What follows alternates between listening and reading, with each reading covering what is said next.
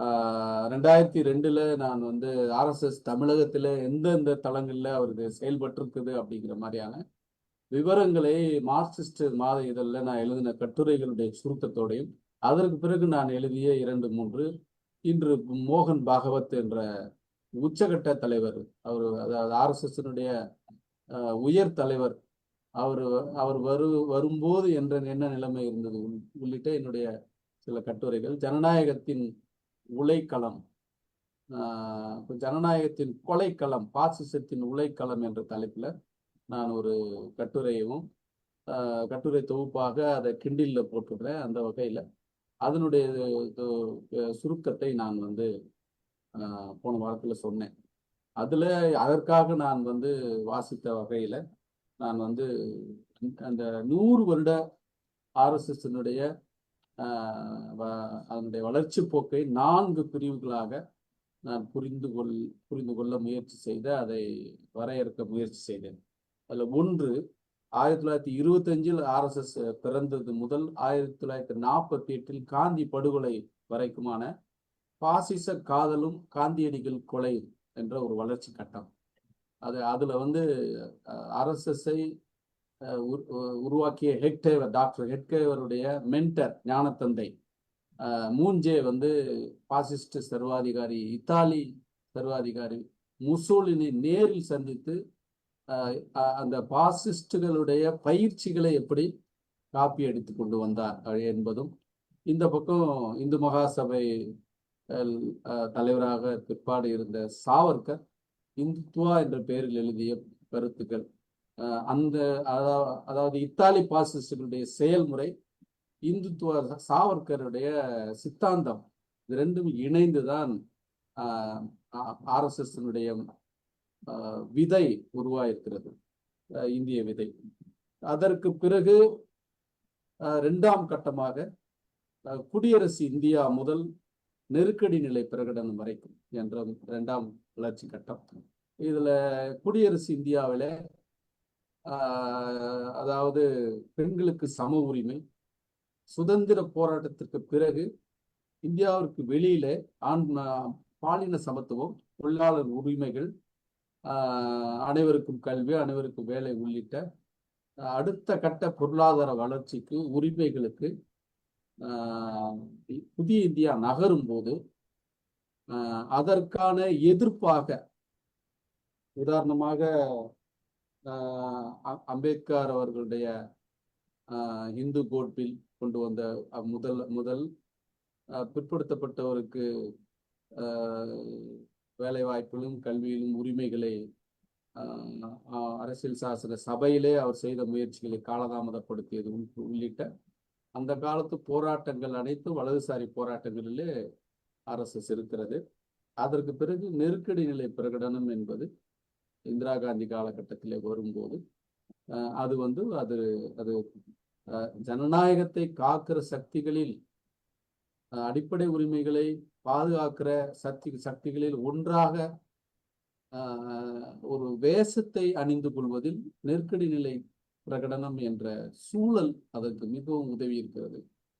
அந்த சூழல்ல Soviet union பக்கமாக சாய்ந்து இருந்த இந்திரா காந்தியினுடைய அரசை கவிழ்ப்பதற்காக அமெரிக்க உளவுத்துறை செய்த செயல்பாடுகளில் உடைய ஒரு அந்த அமெரிக்க உளவுத்துறையினுடைய சிஐஏனுடைய செயல்பாடுகள் தானும் இணைந்து கொண்டு தன்னை வளர்த்து கொள்வதற்கான ஒரு காலகட்டமாக அந்த நெருக்கடி நிலை பிரகடனம் மட்டும் இருக்கிறது. அது ஆர்எஸ்எஸ்னுடைய அடுத்த கட்ட வளர்ச்சிக்கு உதவி செய்திருக்கிறது. அதற்கு பிறகு இந்திரா காந்தி கொலை முதல் குஜராத் இனப்படுகொலை வரை கூடாக மண்டல் கமிஷன் பரிந்துரைகளுக்கு எதிரான போராட்டங்கள் முதல் இந்திரா காந்தி கொலை செய்யப்பட்டதில் சிஏஏனுடைய சதி இருப்பதாக சோவியத் யூனியன் அப்போதே தெரிவித்திருக்கிறது. சிஏ அதிகாரியாக இருந்து அமெரிக்காவிலிருந்து உயிருக்கு பயந்து தப்பி ஓடி சோவியத் யூனியன் அடைக்கலம் புகுந்த அமெரிக்க அதிகாரி எழுதிய புத்தகம் முதலாக இந்திய கம்யூனிஸ்ட் கட்சி, நான் சிஏ அதிகாரியாக என்னென்ன வேலையெல்லாம் இந்தியாவில் செய்தேன் என்ற அவருடைய புத்தகத்தை பதிப்பித்திருக்கிறது 1960களில். அந்த அந்த புத்தகத்தினுடைய தொடர்ச்சியாக இந்திரா காந்தி கொலையில 84 நடந்த கொலையில அமெரிக்க உளவுத்துறையினுடைய கை இருக்கிறது என்று சோவியத் யூனியன் அளித்த தகவல் முதல் அதற்கு பிறகு ராஜீவ் காந்தி அவர்கள் வந்தார்கள். அப்புறம் மன்மோகன் சிங் அரசு வந்தது என்பது சோவியத் யூனியன் இல்லாத சூழ்நிலையில் அமெரிக்காவை சார்ந்து இந்திய அரசு செயல்பட வேண்டிய கட்டாயத்துக்குள்ளான ஒரு காலகட்டமாக மன்மோகன் சிங் காலகட்டம். தாராளமயம், உலகமயம் என்ற இதுக்கு அமெரிக்கா வெற்றி பெறுகிறது இந்தியாவின் மீதான மேலாதிக்கத்தில். அந்த அந்த வெற்றி பெறுகிற காலகட்டம் முழுவதும் தன்னை வளர்த்து கொள்வதற்கு அமெரிக்க ஏகாதிபத்தியை சார்ந்து வேகமாக RSS வளர்ச்சி அடைகிறது. தன்னை ஒரு மாற்றாக அது 20 ஆண்டு காலம் RSSலே இருந்து அதற்கு பிறகு அது ஒரு பயங்கரவாத அமைப்பு என்பதை அம்பலப்படுத்தி இன்னும் அமெரிக்காவில் வாழ்ந்து வருகிற டாக்டர் பார்த்தா பானர்ஜி என்ன சொல்லுகிறார் என்றால், அடித்தள மக்களுடைய அரசியல் சக்தியாக மூன்றாவது சக்தி ஒன்று இந்தியாவில் உருவாகி விடக்கூடாது என்பதற்காக அமெரிக்க உளவுத்துறையால் வலதுசாரி சக்திகள் ஊட்டி வளர்க்கப்படுகின்றன என்று அவருடைய காந்தி கில்லர்ஸ், இந்தியாஸ் ரூலர்ஸ், அதனுடைய என்னுடைய நான் பதிப்பாசிரியராக கொண்டு இன்னும் சில தினங்களில் வெளியாக இருக்கின்ற தமிழாக்கமாய் வருகின்ற அந்த புத்தகத்திலே காந்தியை கொன்றவர்கள் இந்தியாவை ஆள்கிறார்கள் என்ற புத்தகத்திலே RSS தன்னுடைய இளமை பருவம் முழுவதும் பணியாற்றி பிறகு மனம் திரும்பி மக்களுடைய நலன்களுக்காக செயல்பட்டு வருகிற பார்த்தா பானர்ஜி அவர்கள் குஜராத் இனப்படுகொலைகள் வரை இருக்கிற காலகட்டத்தை அவர் என்ன சொல்கிறார் என்றால், இஸ்ரேலோடு இணைந்து நின்று கொண்டு இஸ்ரேலை தன்னுடைய உறவு நாடாக கொண்டு அத்வானியும் வாஜ்பாயும் அங்கே சென்று வருகிறார்கள் என்ற விவரங்களை அவர் தெரிவித்திருக்கிறார். தற்போது நாம் வாழ்ந்து வருகிற இந்த காலகட்டம் என்பது RSS அமெரிக்க அடியாளா அகண்ட பாரதமா என்ற என்ற சந்து முனையில் இன்று ஆசியா கண்டத்தின் பொருளாதார எழுச்சி மறுபடியும் ஆசியா மாபெரும் பொருளாதார வலிமையான சக்தியாக மாறி இருக்கிற சூழலில் முதல் கட்டத்தில் இந்தியாதான் ஆசியாவின் தலைமை சக்தியாக இருந்த காலம் இன்று இல்லை. சீனா தலைமை சக்தியாக மாறி சர்வதேச அளவில் அமெரிக்காவின் மீது ஒரு அழுத்தத்தை கொடுத்து வளர்ந்து வருகிற இந்த சூழலில் இந்திய நாடு என்பது RSSனுடைய ஆட்சிக்கு கீழ் இருக்கிறது. இந்த சூழலில் மனதளவில் அமெரிக்காவை காதலித்தாலும் நெருக்கடியில் இன்று இன்று சீனா தலைமையிலான பல துருவ உலகத்தில் மற்ற நாடுகளோடு இணைந்து குளோபல் சவுத் என்று சொல்லக்கூடிய நாடுகளோடு இணைந்து நிற்க வேண்டிய கட்டாயம் நின்றால்தான் நம்மளுடைய இந்திய மக்களுடைய பொருளாதார வளர்ச்சியை வளர்த்து கொள்ள வேண்டும் என்ற இந்த புதிய நிலைமைகளுக்கு ஏற்ப அமெரிக்காவையும் சீனா தலைமையிலான மற்ற நாடுகளையும் இரண்டையும் ஒரே நேரத்தில் நட்பு பாராட்டுவதைப் போல அங்கும் இங்குமாக அலைபாய்ந்து கொண்டிருக்கிற இந்த இந்த RSS ஆட்சியின் கீழே இருக்கிற இந்த இந்தியாவுடைய வெளியுறவு கொள்கையில் இன்று சித்தாந்த ரீதியாக தத்துவ ரீதியாக அமெரிக்கா அடியாளாக ஏற்கனவே ஒரு பகுதி ஆயிருக்கிற இந்திய அரசு இந்திய வெளியுறவு கொள்கை என்பது சுயேட்சையான நம்முடைய பொருளாதார வலிமைக்காக முக்கியமான முடிவுகளை எடுத்தே ஆக வேண்டிய சூழலில் உறுதியாக அந்த பக்கம் நிற்க முடியாமல் அமெரிக்காவுடைய அடியாளா அகண்ட பாரதம் என்ற அது வைத்திருக்கிற கனவா என்ற வகையில் இரண்டுக்கும் இடையில் தத்தளித்து கொண்டிருக்கிற சூழலாக இருக்கிறது என்பதை போன வாரத்தில் ஒருவாறு சற்று விரிவாக பார்த்தோம். அதனுடைய சுருக்கத்தை உங்களுக்கு முன்னாடி சொன்னேன். இன்று RSS என்பது அது மட்டுமே இல்லை, பல்வேறு பரிணாமங்கள் இன்று அதில் இருக்கிறது. முன்னதாக பேச வருகிற எனக்கு அடுத்து முதலாவதாக பேச வருகிற வெங்கடேசன் அவர்கள் சீனா முழுவதும் நேரில் சென்று உலகம் முழுவதும் தொழில் முனைவோர் மத்தியிலே தொழில் உறவுகளையும் மற்ற நாடுகளுடைய இராணுவ செயல்பாடுகளையும் நன்கு அறிந்து தொடர்ந்து விவாதித்து வருகிறவர். அவருடைய கோணத்திலும் தொழிற்சங்க தலைவர் என்ற முறையில் 50 ஆண்டு காலம் இந்தியா முழுவதும் பணியாற்றி இருக்கிற சுகுமார் அவர்கள் அவருக்கு அடுத்தபடியாக வருபவர். அவரும் தங்களுடைய கோணங்களை பார்வைகளை பேச வருகிறார்கள். அன்புடன் தோழர் வெங்கடேசன் அவர்களை அழைக்கிறேன். காங்கிரஸ் உடைய தோற்றத்திலிருந்து இந்திய விடுதலைக்காக காங்கிரஸ் என்ற இயக்கம் பேரியக்கம் தோன்றும் போதே அதற்குள்ளேயே வந்து ஒரு வலதுசாரி சிந்தனை கொண்டவர்களும் அதுக்குள்ள சேர்ந்துதான் அந்த ஒரு கிட்டத்தட்ட ஒரு ஐக்கிய முன்னணியாகத்தான் காங்கிரஸ் வந்து சுதந்திர போராட்டம் வரைக்கும் பயணப்பட்டதா நம்ம பார்க்க வேண்டியதா இருக்கு. காங்கிரஸ்க்குள்ள வலதுசாரி சிந்தனை உள்ளவங்க இருந்தாங்க, இடதுசாரி சிந்தனை உள்ளவங்க இருந்தாங்க, வலதும் இடதும் கலந்தவங்களும் அதுல இருந்தாங்க. காந்தி போன்றவர்கள் வந்து மென்மையான போக்கு உள்ளவங்களும் இருந்தாங்க. எல்லாத்தையும் அரவணைச்சுதான் காங்கிரஸ் வந்து போய்கிட்டே இருந்துச்சு. காங்கிரஸ் வளர்ந்துகிட்டே இருக்கும்போது வந்து ஆர்எஸ்எஸ்னுடைய வலது சிந்தனைகள் அப்படிங்கும்போது வந்து அவங்க எப்பவுமே வந்து அந்த வலது அப்படிங்கும்போது வந்து அவர்கள் இந்தியாவுடைய தன்மைக்கு ஏற்றபடி அவங்க என்ன சொல்றாங்க, இந்திய தேசியம் அப்படின்னு வரும்போது அது வந்து இந்து தேசியம்னு அப்போ கொஞ்ச நேரம் சொல்லுவாங்க, கொஞ்சம் இந்திய தேசியம்னு சொல்லுவாங்க, வார்த்தைகள் தகுந்தபடி ஒவ்வொரு ஆளும் இருப்பாங்க. அப்படி சொல்லும்போது சுதந்திர போராட்ட காலத்திலேயே அவங்களுக்கு வந்து 1916 காலகட்டத்திலேயே அவங்களுடைய பாலிசிஸ்ல முதல்ல எடுத்துக்கும் போது 3 மெயினான விஷயங்கள்லாம் தொடர்றது. இந்த சமுதாய மாதத்தை நம்ம வந்து நம்மளுடைய பண்பாட்டு ரீதியாக கலாச்சார ரீதியாக இந்திய தேசிய தன்மையோட நம்ம உருவாக்கணும்னா 3 விஷயத்த தொடணும் அப்படிங்கன்னா அவங்க வந்து முடிவு பண்றாங்க.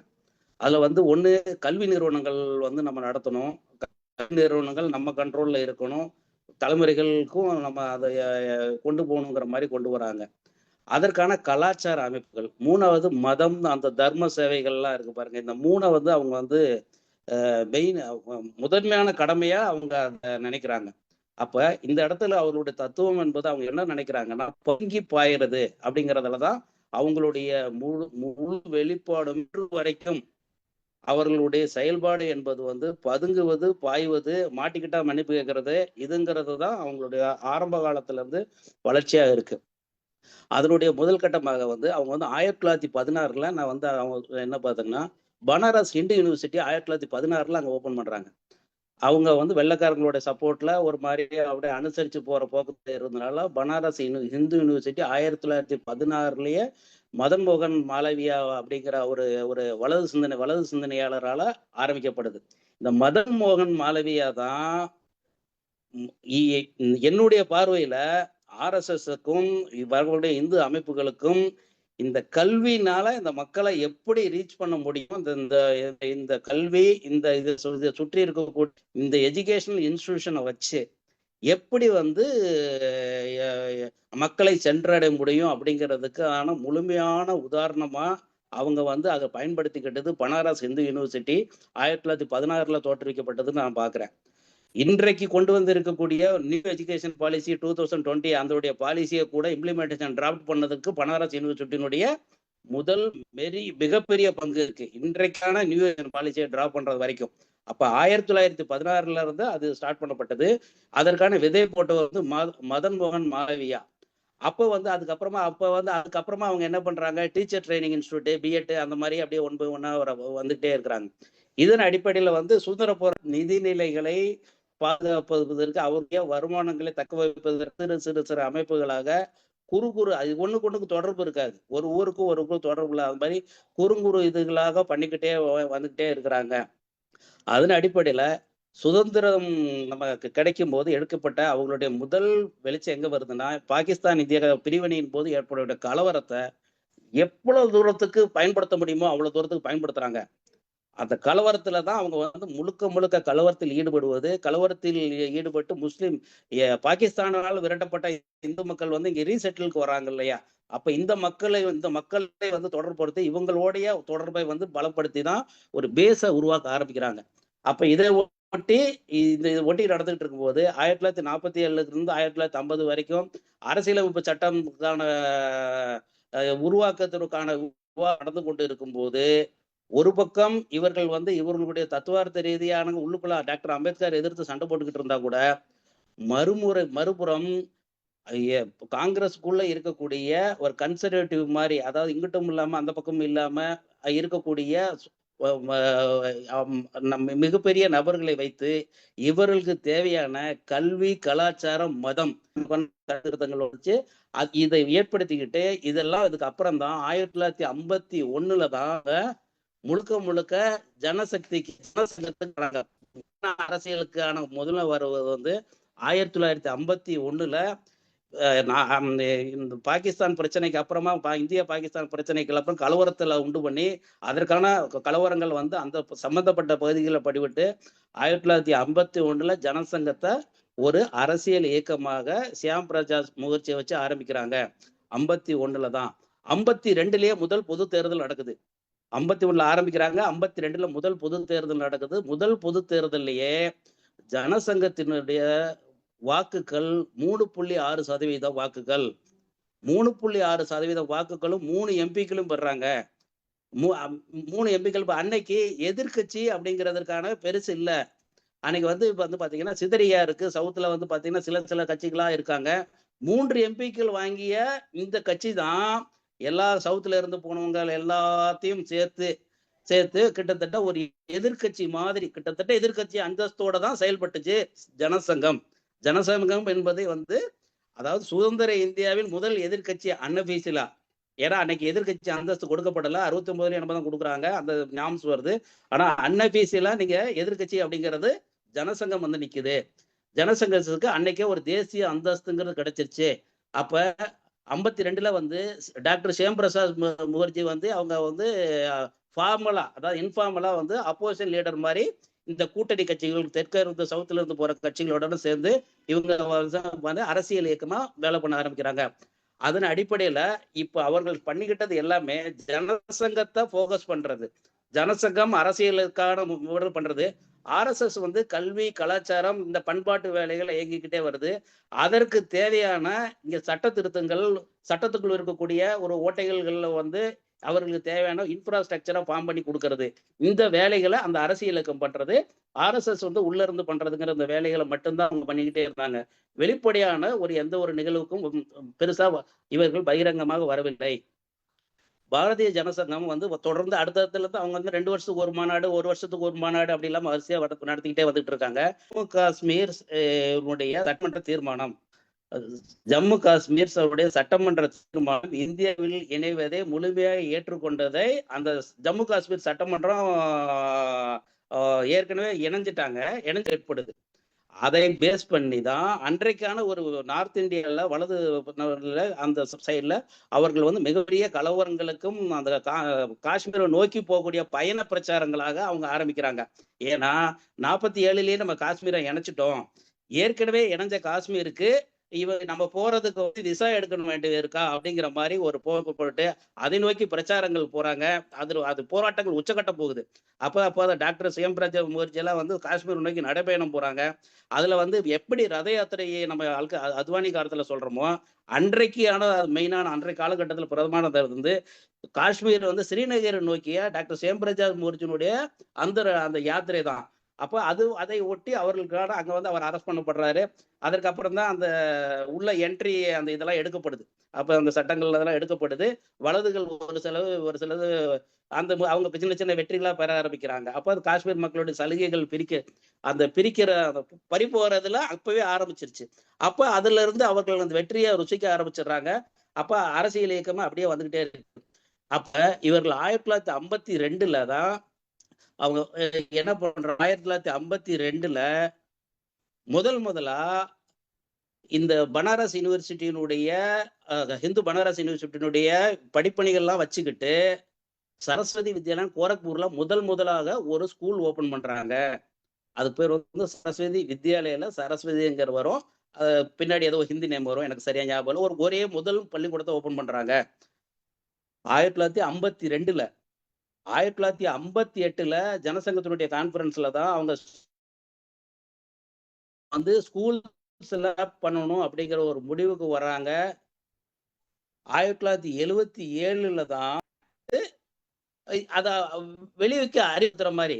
அப்பதான் அந்த நம்பர்ஸ் தெரியுது, எண்ணிக்கை தெரியுது. அதை ஒட்டி அவர்கள் என்ன பண்ணிட்டாங்கன்னா இந்த எலெக்ஷன் தேர்வை பயன்படுத்தி எல்லா சட்ட திருத்தங்களையும் RSSக்கு சாதகமா திருத்துறாங்க.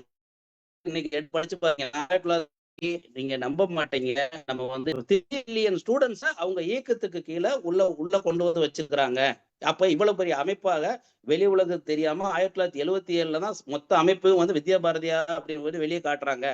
அது கூடயே கிராமங்கள்ல எப்படி அப்ரோச் பண்றாங்கன்னா, ஓராசிரியர் பள்ளிகள் கிட்டத்தட்ட வந்து ஓராசிரியர் பள்ளிகள வந்து அவங்க ஆரம்பிக்கிறாங்க. ஒவ்வொரு கிராமத்திலையும் போறது, அங்க வந்து அவர்கள் அந்த RSSனுடைய அந்த சபா வந்து பண்றது, காலையில சின்ன பள்ளிக்கூடம் தான் சொல்லிக் கொடுக்கறது, கோயிலுக்கு போடுறது, அவங்க மக்களுக்கு நீதி நெறி சொல்றேன் அப்படிங்கிற மாதிரி போட்டுட்டு ஓராசிரியர் பள்ளிகளா மாறுது.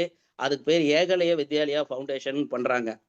அது வந்து சிங்கிள் டீச்சர், அதுக்கு வந்து கண்டிஷன் வந்து சிங்கிள் டீச்சர் தான், ரூரல் ஏரியால தான் இருப்பாங்க. அது கிட்டத்தட்ட இப்ப 27,000 பள்ளிக்கூடம் இருக்கு. 27,000 ஸ்கூல்ஸ் வந்து 2010 டேட்டா படி 27,000 ஸ்கூல் இருக்கு.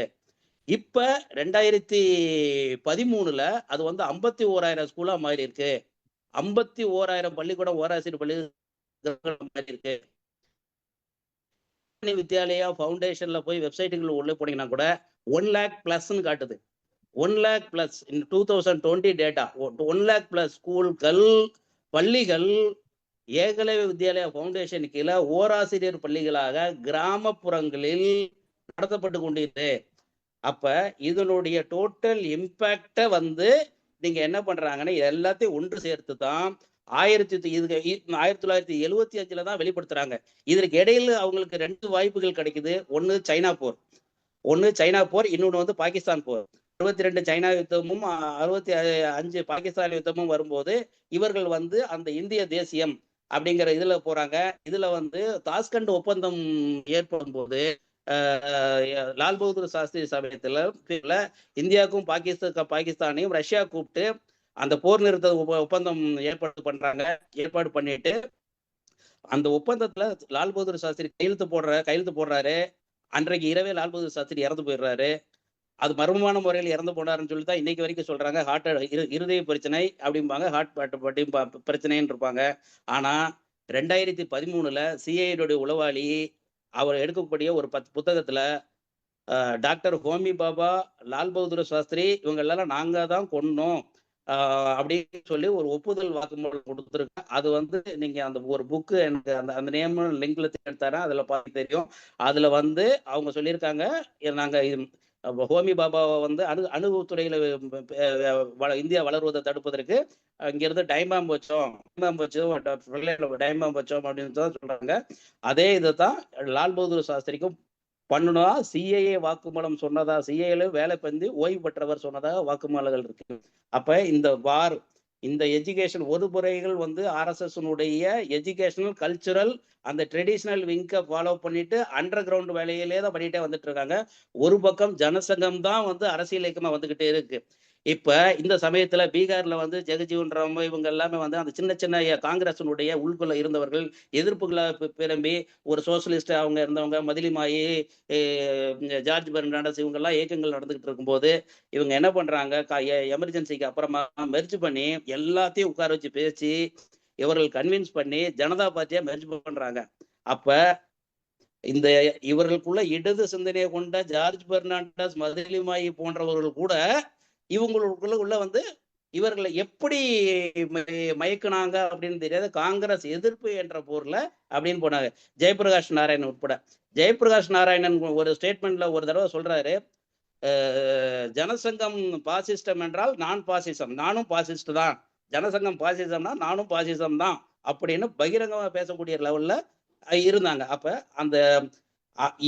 அந்த காலகட்டம் தான் இவர்கள் வெளிப்படையாக முழு அரசியல் பலத்தையும் அவங்க வந்து அந்த அளவு மாற்றம் பண்பு மாற்றமா மாறும் இல்லையா, அந்த கேரக்டர் அவங்க 75க்கு அப்புறம்தான் அவங்க வந்து உபயோகப்படுத்தி ஜனசங்கத்தை கரெக்டா மெர்ஜ் பண்ணி ஜனதா பார்ட்டியை மெர்ஜ் பண்ணி இதுக்கு வெளியே வர்றாங்க. அப்ப 78க்கு அப்புறமா மொரார்ஜி தேசாய் அந்த பீரியடு அந்த சண்டைகள் வந்து நிக்குது. அப்ப 80ல வந்து பிஜேபி தோற்றுவிக்கப்பட்டு 2 எம்பிங்களா வந்திருக்கு. அப்ப நம்ம வந்து பெரும்பாலுமான நம்ம இன்றைக்கு தலைமுறைக்கு நம்ம சொல்றது 2 எம்பியா இருந்தாங்க. 2 எம்பியா இருந்தவங்க தான் இன்னைக்கு வந்து இவ்வளவு பெரிய பெரிய கட்சியா வந்து வளர்ந்துட்டாங்க அப்படிங்கிற மாதிரி தான் நம்ம பார்க்கிறோம். ஆனா ஆக்சுவலா 1951லயே முதல் எலெக்ஷன்லயே 3.06% வாங்கி 3 எம்பிக்கள் வாங்கிட்டு அபிஷியலா இல்லாம எதிர்க்கட்சி அந்தஸ்து எதிர்க்கட்சி அதாவது அன்றைக்கு இல்ல அன்அபிஷியலா எதிர்க்கட்சி தலைவராக அவங்க செயல்பட்ட நிலைமையில தான் அவங்க இருந்தாங்க. அதற்கு அப்புறம் வந்தக்கூடிய தொடர்ந்து நடத்தக்கூடிய எலெக்ஷன்ல நீங்க பாத்தீங்கன்னா அவங்களோட ஓட்டு சதவீதங்கள் வந்து இன்க்ரீஸ் ஆகிட்டே தான் போயிருக்கு. 1957 பொது தேர்தல் அவங்க வந்து 4 இடங்கள் 5.93% ஜனசங்கத்துக்கு. 1962 பொது தேர்தல் 14 எம்பி 6.4% வாக்கு. 1964 இந்த 14 எம்பி உள்ள இருக்கவங்க தான் இந்திய அரசாங்கத்துக்கு அணுகுண்டு தயாரிக்க சொல்லி பார்லிமெண்ட்லயும் வெளிப்புறத்திலயும் இவர்கள் வச்ச கோஷம் வந்து சைனா வாரெல்லாம் அப்ப முடிஞ்சிருக்கா, அப்போ அணுகுண்டு தயாரிக்கணும், இந்தியா அணுகுண்டு தயாரிக்கணும் அப்படிம்பாத இவர்களுடைய வாதம் என்பது அந்த கிராமப்புறங்கள்ல அந்த மக்களை வென்றடைவதற்கான இவர்களுடைய கோஷங்கள் எல்லாமே வந்து இந்தியா வந்து இந்திய தேசிய மதத்தை பாதுகாக்கணும்னா நாம வந்து அணுகுண்டை தயாரிக்கணுங்கிற அளவுக்கு 64லயே அவங்களுடைய டிமாண்ட் வந்து அணுகுண்டு தயாரிக்கணும் அப்படிங்கிற மாதிரி இருந்துச்சு. 1965 வழக்கமாக வந்து அந்த பாகிஸ்தான் போர், அந்த லால் பகதூர் சாஸ்திரியுடைய மரணங்கள், அந்த இதெல்லாமே வந்துட்டு இருக்கு. 1967ல 35 எம்பிக்கள் அவங்களுக்கு ஜனசங்கத்துக்கு கிடைக்குது. 1967ல 35 எம்பிக்கள் 9.41% அவங்களுக்கு ஓட் பெர்சன்டேஜ் கிடைக்குது. அதுல அது மட்டும் இல்லாம நாடு முழுவதும் 268 எம்எல்ஏ ஜெயிக்கிறாங்க. நாடு முழுவதும் அவங்க 268 எம்எல்ஏக்கள் அவங்க ஜெயிக்குது, ஜனசங்கம் ஜெயிக்குது. அப்ப நீங்க நம்மளுடைய கிட்டத்தட்ட நீங்க நம்ம சுதந்திரத்துக்கு பிறகு நீங்க ஒரு பக்கம் ஆர்எஸ்எஸ் இந்து மகா சபையினுடைய சைலண்டான மூவ்மெண்ட், மறுபக்கம் ஜனசங்கத்தினுடைய அரசியல் வெளிப்படை அரசியல், இது எல்லாமே சேர்ந்து இவர்களுக்கு வந்து தொடர்ந்து பயனளிச்சுக்கிட்டே வந்துகிட்டு இருக்கு. அதனுடைய பயன்பாடு தான் வந்து அவங்களுக்கான கடைசியா வந்து 1967ல அவங்க வந்து 10% கிட்டத்தட்ட 10% வாக்குகளுக்கு வந்துடுறாங்க. அதற்கு அப்புறம் தான் அவங்களுடைய வீச்சு மாறுது. வீச்சு மாறிட்டு 67ல இருந்தா பீகார், பஞ்சாப் சட்டமன்றங்களை பார்த்தீங்கன்னா பீகார், பஞ்சாப், டெல்லி, யூபி, ஹரியானா, எம்பி இது எல்லா அரசாங்கத்திலையும் இவர்கள் பங்குதாரராகவோ அல்லது வந்து இவர்கள் வந்து டாமினேட் பண்ணக்கூடிய லெவல்ல மாநில அரசாங்கத்துல 67லயே இவங்க வந்துடுறாங்க. 1968ல தான் இந்த தலைவரா வாஜ்பாயை கொண்டு வராங்க. வாஜ்பாயை வந்து அதுக்கப்புறம் அவங்க என்ன கொண்டு வராங்க அப்படின்னா அரசியல் இயக்கத்துல இருந்து வெளிப்படையா அரசியல் இயக்கமா வந்துட்டாங்க. அரசியல் இயக்கமா வந்த உடனே கூட அவங்க வந்து இங்க வந்து என்ன பண்ணும், ஒரு மெதுவான ஒரு சாஃப்டான இந்த மக்களுக்கு வந்து உடனடியா நம்ம வந்து நம்மளோட கோரமுகத்தை காமிச்சிடக்கூடாது அப்படிங்கறதுனால ஒரு சாஃப்ட் கார்னர் உள்ள பேச அடல் பிகாரி வாஜ்பாயை 68ல ப்ரொஜெக்ட் பண்றாங்க. 68ல தான் ஜனசங்கத்தினுடைய தலைவரா வாஜ்பாய் வர்றாரு. அதுல இருந்து ஜனசங்கம் வந்து வாஜ்பாயத்தான் ப்ரொஜெக்ட் பண்ணிக்கிட்டே இருக்கிறாங்க. ஏன்னா காங்கிரஸ்ல இருக்கக்கூடிய மிகப்பெரிய பழைய ஆட்கள் தலைவர்கள் எல்லாருமே வாஜ்பாயினுடைய நல்ல உறவுல இருக்காங்க. அவர் இயல்பாகவே காங்கிரஸுக்குள்ள இருக்கக்கூடிய அந்த ஒரு கன்சர்வேட்டிவ் நேச்சர் இவங்க பயன்படுத்திக்கிட்டே வந்துகிட்டே இருக்கிறாங்க. இதனுடைய ஒட்டுமொத்த வெளிப்பாடா தான் 1980களில இவங்களுடைய பிஜேபியினுடைய இதனுடைய கூட்டு. அதற்கு அப்புறமா தான் அவர்கள் வந்து பதுங்கிட்டு பாய ஆரம்பிச்சது. அதுக்கப்புறமா தான் அவங்களுடைய அயோத்தி மந்திர், மண்டல் கமிஷன், இந்த விஷயங்கள்லாம் வந்து பாய்ச்சல் வேகத்துக்கு போனது. இந்த பண்பு மாறினதுக்கு அப்புறமா, பண்பு மாற உறுதிப்படுத்தினதுக்கு அப்புறமா தான். அதாவது வந்து அவங்க வந்து டிஃபென்ஸ் ஆடி அஃபென்ஸுக்கு அவங்க அப்பதான் வெளியே வர்றாங்க அப்படின்னு நான் பாக்குறது. நான் வந்து ஆர்எஸ்எஸ், பிஜேபி, ஆர்எஸ்எஸ், ஜனசங்கம், பிஜேபிய இவர்களுடைய இந்த ஒட்டுமொத்த வளர்ச்சி என்பது காங்கிரஸுக்கு உள்ளிருந்தே, காங்கிரஸ் தோன்றிய காலத்துக்கு உள்ளிருந்தே, காங்கிரஸுக்கு உள்ளிருந்தே பரிணமித்து அது வந்து அப்படியே வெளிப்படையாக தெரிய காலம் வந்து அது காங்கிரஸுக்கு உள்ளிருந்தே உடைஞ்சு அது வாரணதா மாறி இன்றைக்கு வந்து இந்த லெவலுக்கு வந்திருக்குன்னு நினைக்கிறேன் தோழர். என்னுடைய கருத்துக்கள் இவ்வளவுதான் தோழர். அது உங்க அனுபவத்துல நீங்க சொல்றீங்க. என்னுடைய அனுபவம் அப்படின்றது நான் ஒண்ணுதான் நான் சொல்லுவேன். அந்த சாதி ரெண்டுடைய வேறில்லை, சாற்றுங்கால் நீதி வழுவா நெறிமுறையின் மேதினில் விட்டார் பெரியார் இடாதார் இழிகுலத்தோ வட்டாங்கி உள்ள புதி. இந்த இது எனக்கு 4ஆம் கிளாஸ்ல மனசுல பதிஞ்சு போச்சு. நான் ஒரு கிறிஸ்துவ பள்ளியில படிச்சேன். அப்போ பெயின் ஸ்கூல்னு சொல்லிட்டு ஆம்ஸ்ட்ராங் ப்ரீ பார்ட்டி. ஒரு பொண்ணு, ஒரு ஆண் அப்படிதான் உட்காரணும். எல்லாரும் மதியானம் ஒண்ணா உட்காந்து சாப்பிடணும். விளையாடும்போது கூட சட்டையிலயோ, ஷூலயோ மண்ணு கூட படக்கூடாது. அந்த மாதிரி ஒரு டிசிப்ளின், ஒரு ஈக்வாலிட்டியோட தான் வளர்ந்தேன். அப்புறம் 6ஆம் கிளாஸ்ல இருந்து எஸ்எல்சி வரைக்கும் ஹிந்து ஸ்கூல். என்ன ஒண்ணு, அங்க இந்த பக்கம் ஒரு முஸ்லீம் பையன், இந்த பக்கம் ஒரு பிராமண பையன், அந்த பக்கம் வேற ஒருத்தன் இருந்தான். ஆனா இவங்க 2 பேருக்குள்ள நடுவுல, இவன் இந்த பிராமண பையனோ, இந்த முஸ்லீம் பையனோ எப்ப பார் சண்டை போட்டு. ஆனா இந்த பிராமண பையன் கம்முனு இருக்க மாட்டான். ஏதாவது ஒண்ணு நோண்டிட்டு இருப்பான். காரணம் இருக்கோ இல்லையோ நோண்டிட்டு இருப்பான். சில நேரத்துல சண்டிப்பாங்க, நாங்க தடுத்து விடுவோம். அப்புறம் ஒரு வாட்டி இதே மாதிரி ஏதோ ஒண்ணு பண்ணும்போது நான் தடுத்த போனேன். இந்த பிராமணன் பையன். அவன் என்ன அடிக்க வந்தான், நான் திருப்பி அடிச்சதுனால அவன் கீழே ஊதிச்சான். அப்புறம் இது பெரிய ஆயிட போதேன்னு சொல்லிட்டு அவங்க அப்பா கிட்ட போய் சொல்லிட்டேன். நானும் எங்க அப்பா கிட்ட சொன்னேன். அந்த இஸ்லாமிய பையனோட வச்சுக்காத, நட்பு வச்சுக்காதன்ட்டு. எனக்கு ஒண்ணும் புரியல. ஏன்னா நான் படிக்கிறதோ 6ஆம் கிளாஸ். நான் புதுசா இருக்குது, இது வரைக்கும் கேள்வியே படாதுன்னு வந்துட்டேன். எங்க அப்பாவை கேட்டேன். சரி இப்போ உனக்கு புரியாது, நான் அப்புறம் சொல்றேன். சரின்னு சொல்லிட்டு அடுத்த கிளாஸுக்கு போனோம். அதே மாதிரி தான். ஒரு நாள் இதே மாதிரி அடுத்த கிளாஸ்லயும் 7ஆம் கிளாஸ்லயும் இதே மாதிரி அ இது பண்ணா, இவன் அவன் நம்ம தேசத்தை சேர்ந்தவன் இல்ல. அவனோட நீ ஃப்ரெண்ட்ஷிப் வச்சுக்கூடாது. அவன்லாம் நமக்கு எதிரி. அவங்கலாம் இஸ்லாமியர்கள் அப்படின்னு. அப்போ இந்துக்கள்லாம் ஒற்றுமையா அப்படின்னாக்க, ஏன்டா அப்போ சேர சோழ பாண்டியன்லாம் சண்டை போட்டான், அசோகன் ஏன் சண்டை போட்டான், பதில் சொல்லு அப்படின்னு. அவன் அந்த கேள்வியெல்லாம் கேட்கக்கூடாது. கேட்குற கேள்விக்கு பதில் இருந்தாக்க பேசு, இல்லைன்னா நீ சொல்றதை என்னால் ஏற்றுக்க முடியாது. அப்போதான் இந்த இது கொஞ்ச நாள் கழிச்சு தான் எனக்கு தெரிய வந்தது. அந்த வெங்கட்ராமன்ற பையனுடைய அப்பா ஆர்எஸ்எஸ் அமைப்பில் இருக்கார். எங்க அப்பா கேட்டேன், என்னப்பா இந்த அமைப்பு, உனக்கு அது புரியாதுடா, அவனுக்கு இப்போ சொன்னா கொஞ்சம் பெரியவனாக நான் சொல்றேன். அப்புறம் ஸ்கூல்ல இதே மாதிரி தகராறு வந்தபோது நான் போய் ஒரு ஆசிரியரை கேட்டேன், இது என்ன சார் இது மாதிரிலாம் இருக்கு.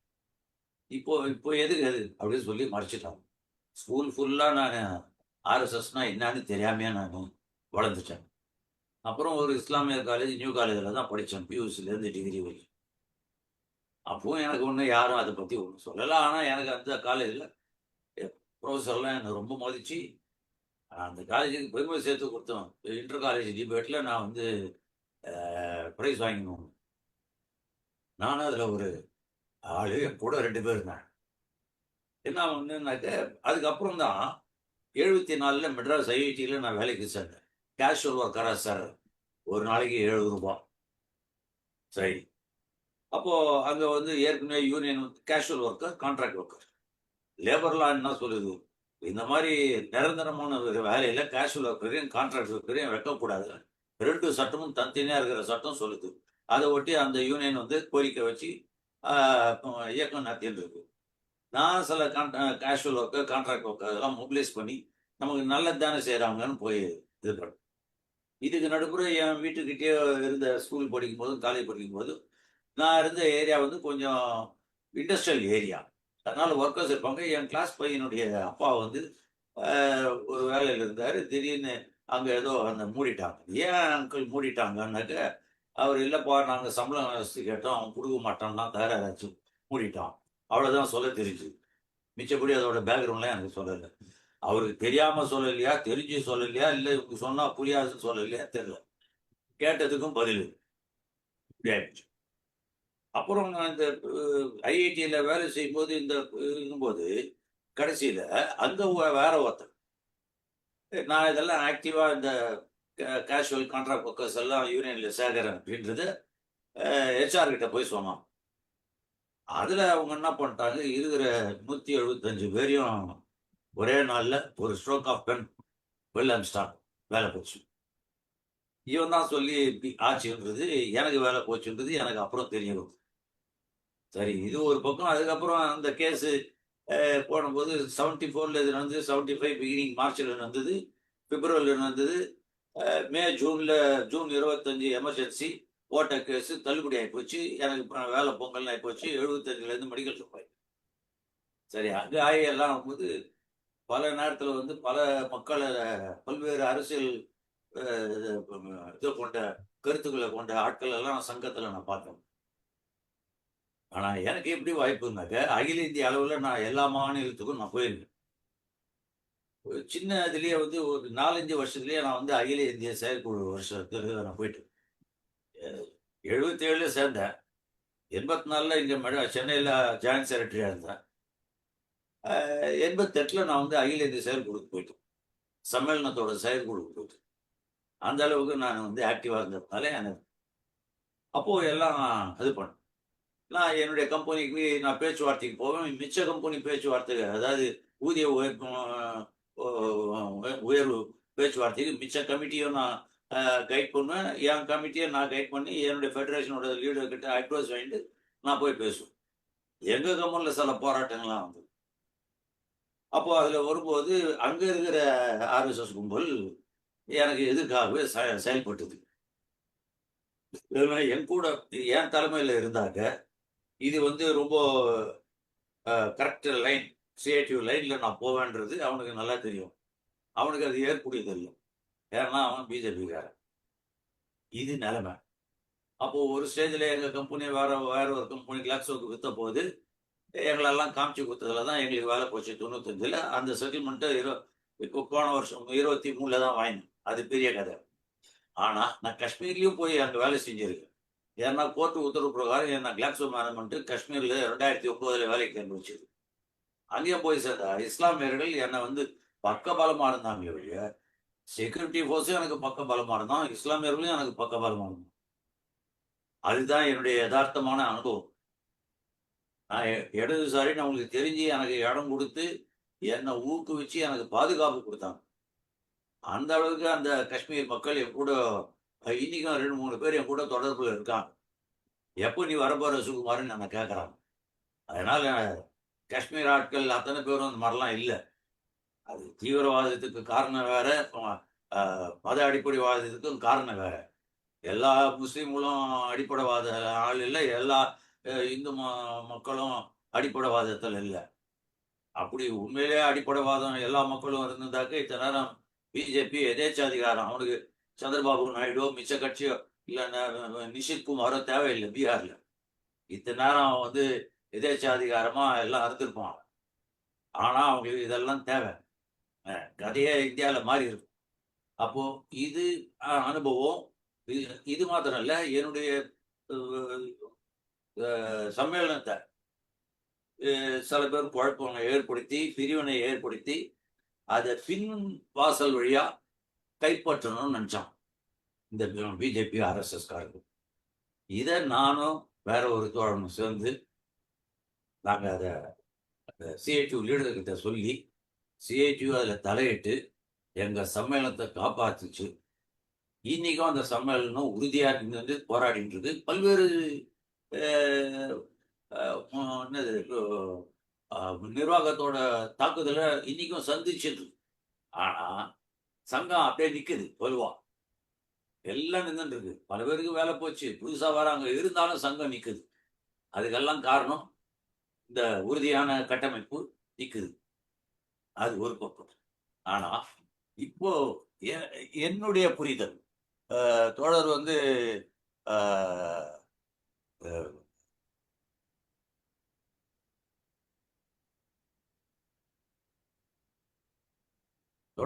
தோழர் வந்து ஆர்எஸ்எஸ் பத்தி சொன்னாரு. ஆனா என்னை பொறுத்த வரைக்கும் இந்துத்துவா பாசிசம் அப்படின்னு பார்த்தா இங்க மண்டல் கமிஷன் வந்த பிறகு கீழ்த்தட்டு மக்கள் பலமடைவார்கள் என்று எண்ணி போராட்டத்தில் ஈடுபட்டு இந்துத்துவா பாசிசம் என்ன பண்ணுச்சு? ஜெர்மனியில இத்தாலியில தொழிலாளர் இயக்கம் வலுவாக தோன்றும் போது வெளிவந்ததுன்னா எப்படி? ஏன்னாக்க அங்க சோவியத் யூனியன், அங்க பாசிசம் அந்த 39லேருந்து ஹிட்லர் வந்ததுலேருந்து முசோலினி வந்ததுலேருந்து இருக்கு. அப்போ 1917ல சோவியத் யூனியன் வந்துருச்சு. சரியா? அப்போ அதுல அந்த இந்துத்துவா என்ன சொல்லுது? தேசம்தான் மக்களை விட முதன்மை. அது மக்களுக்கான நாடு இல்லை, நாட்டுக்காக மக்கள். அதே கோரிக்கை தான் அங்க ஹிட்லர் முசோலினி தான் வச்சாங்க. இது அகண்ட பாரதம் அப்படின்னு சொல்லி. அப்போ அதே மாதிரி அண்டை நாடுகள் முன்பு ஜெர்மனியின் ஒரு பகுதியாக இருந்ததுன்னு எடுத்து படையெடுத்தது. இது நிலைமை. இஸ்லாமியர்கள் எதிரிகள் அப்படின்னு இங்க ஆர்எஸ்எஸும் பிஜேபி எல்லாம் சொல்லுது. அங்க யூதர்கள் எதிரிகள் அப்படின்னு அங்க சொன்னாங்க. பழங்காலத்தை போற்றுகிறது எது இந்துத்துவா. பழைய புருஷாவையே போற்றியது ஜெர்மனியில். தொழிலாளிகள், தலித்து, பெண்கள், இதர பலவீனமானவர்களை தாக்குகிறது. இன்னைக்கும் பாருங்க, யூதர்களை பலி செய்தும் கம்யூனிஸ்டுகளையும் பெண்களையும் தாக்கியது அங்கே ஜெர்மனி. பாபரி மஸ்ஜித் இடிச்சு அப்போ என்ன பண்ணுச்சு, கோர்ட்லயே என்ன சொன்னாரு அத்வானி, நாங்க அதை இடிக்க மாட்டோம் அப்படின்னா. ஆனா அப்புறம் இடிச்சதுக்கு அப்புறம் அது என் கையில எல்லாம் கையை விட்டு போச்சு. அன்னைக்கு அங்க இருந்த சீஃப் மினிஸ்டர் முதல்ல தடுத்தாரு. அதுக்கப்புறம் இதாச்சு. அந்த இதெல்லாம் தடுத்ததுனால தான் அவங்களுக்கும் பழைய லல்லு பிரசாத் யாதவுக்கும் தகராறு போச்சு. அதே போன்றுதான் அங்க யூதர்களை ஜெர்மனியில தாக்கி அதெல்லாம் நடத்தினாங்க.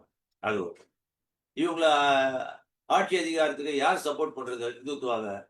நகர நடுத்தர மக்கள், பணக்கார நிலப்பிரபுக்கள், மேல் சாதி வகுப்பினர், அதாவது பிராமின்ஸ் அந்த மாதிரி, இல்ல பிச்ச உயர்சாதி மக்கள் இதற்கு ஆதரவு தருகிறார்கள். அதே தான் அன்னைக்கு ஜெர்மனியில நடந்தது. குட்டி பூசுவார்கள், பணக்கார பூசுவார்கள். இன்னைக்கும் பணக்கார முதலாளிகள் இன்னைக்கு ஆதரவு பண்றோம். ஓப்பனா தெரியுது இல்ல, அம்பானி, அதானி, குரானி கேபிட்டலிசம் அப்படின்னு நம்ம சொல்றோம் இல்ல. மாதிரி முதலாளிகள் ஆதரவு தரலன்னா இந்த பிஜேபிக்கு எங்க இருக்கு? அப்போ ஏன் அவன் பண்றான்றது பின்னா வரும். அப்போ இந்துத்துவா மத அடிப்படைவாதம் இது ரெண்டுத்துக்கும் தான். அதாவது இதுல ஒண்ணு புரிஞ்சுக்கணும், இந்துத்துவா ஒரு காரியத்தை செஞ்சதுன்னா அதோட விளைவு இஸ்லாமிய மத அடிப்படைவாதம். அந்த கிறிஸ்துவ மத அடிப்படைவாதத்துக்கும் இஸ்லாமிய மத அடிப்படைவாதத்துக்கும் அங்க ஐரோப்பா, அமெரிக்கா இந்த மாதிரி நாடுகள்ல சண்டை. இன்னைக்கு ஜயானிசம், அங்க ஹமாஸ். ஜயானிசம் அடிக்க ஹமாஸ் அங்க நிக்குது. ஒரு மத அடிப்படைவாதம் இன்னொரு மத அடிப்படைவாதத்தை தூண்டுவிக்கும். காரணமும் விளைவும் இயற்கையியல், வேற ஒண்ணும் பெரிய இதுல இல்லை. அப்ப இங்க ஒரு காரணம் இருக்கு, அதுக்கு ஒரு விளைவு வருது, அந்த விளைவு ஒரு காரணமா இருக்கு, அந்த காரணம் ஒரு விளைவாகுது. இப்படியே இது உலகம் ஃபுல்லா சுத்திட்டு இருக்கு. ஏதோ இந்திய நாட்டுல மாத்திரம்.